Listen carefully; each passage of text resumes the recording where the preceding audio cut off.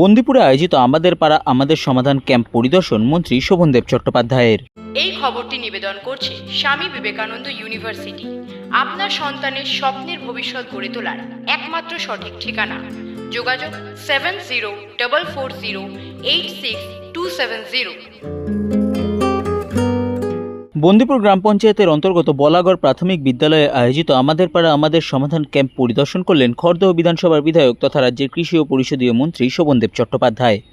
তার সাথে উপস্থিত ছিলেন ব্যারাকপুর 2 পঞ্চায়েত সমিতির সভাপতি প্রবীর রাজবংশী, বন্দিপুর গ্রাম পঞ্চায়েতের উপপঞ্চায়েত প্রধান প্রসেনজিৎ সাহা সহ পঞ্চায়েত সমিতি এবং বন্দিপুর গ্রাম পঞ্চায়েতের বিভিন্ন সংসদের সদস্যরা।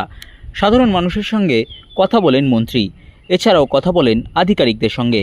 সংবাদ মাধ্যমের মুখোমুখি হয়ে খড়দহ বিধানসভার বিধায়ক তথা রাজ্যের কৃষি ও পরিষদীয় মন্ত্রী শোভনদেব চট্টোপাধ্যায় বলেন, না ভালো, প্রচুর মানুষের সাড়া পড়ছে এবং প্রচুর মানুষ এসে পার্টিসিপেট করছে।